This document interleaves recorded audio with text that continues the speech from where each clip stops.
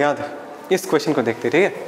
तो एक पोटेंशियल का फंक्शन दिया हुआ है between electron and A proton, मतलब एटम सोच लो, न्यूक्लियस में एक प्रोटॉन है, बाहर एक इलेक्ट्रॉन है, और पोटेंशियल का ये फंक्शन दिया हुआ है ln r/r0।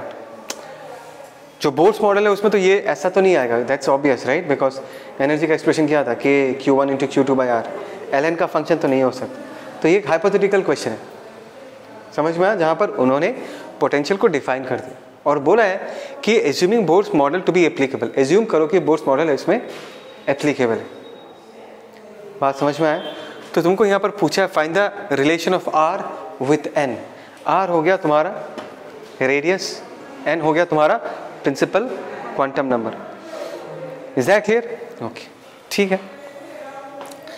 अगर पोटेंशियल फंक्शन दिया हुआ है, क्या मैं यहाँ से पोटेंशियल एनर्जी का फंक्शन लिख सकता हूँ?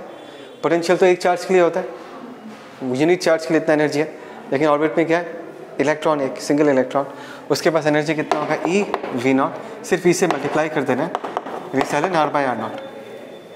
और अगर तुमको याद है, हम फोर्स निकाल सकते हैं from the formula -du/dr, work पर एनर्जी। तो हम अभी फोर्स का एक्सप्रेशन निकालेंगे। तो force in this case minus, इसको अगर मैं डिफ्रेंशिएट करूँ, ddr of ln r is 1/r, और इसको अगर और एक बार डिफ्रेंशिएट करूँगा तो क्या बचेगा, सिर्फ r0 बचेगा। r/r0 को और एक बार डिफ्रेंशिएट करूँ तो क्या बचेगा, r0, 1/r0। तो ये r0 ये r0 कैंसिल आउट हो जाएगा। एंड ध्यान से देखो, फोर्स का वैल्यू हमको क्या मिला, -ev0/r। Is that clear? कोई डाउट है तो बता सकते हो, कम ऑन। क्योंकि फोर्स का एक्सप्रेशन एक्चुअली में कितना आता था, r² के फॉर्म में आता ही नहीं आता, k q1 × q2/r²। लेकिन फोर्स का एक्सप्रेशन भी क्या आया, अलग आया, बिकॉज पोटेंशियल फंक्शन भी क्या अलग है। Is that clear? ओके। तो यहाँ पर हमने फोर्स का फंक्शन लिख दिया।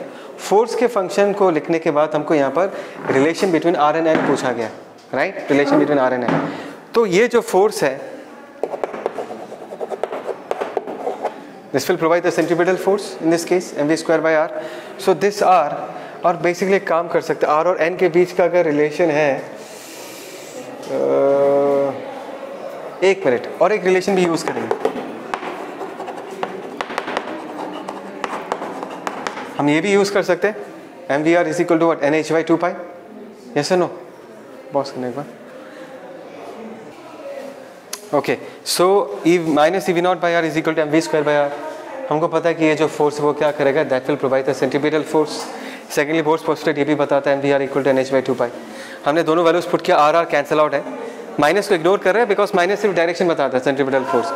सो माइनस को इग्नोर करके अगर हम कैलकुलेट करेंगे तो ev0 that is equal to mv², v के जगह हमने ये पुट कर दिया, देखो नीचे एक r आ जाएगा फिर से, तो यहाँ पुट किया, बस हो गया। ev0 v का वैल्यू पुट कर दिया, वहाँ से r का एक्सप्रेशन निकाला, तो ऐसा आता है। This is the relation between r and n। ठीक है, ये सिंपल एक प्रॉब्लम है, बहुत कॉमन प्रॉब्लम है, ये लोग पूछते हैं। क्लियर है ना? चलो, नॉट फॉर टुडे।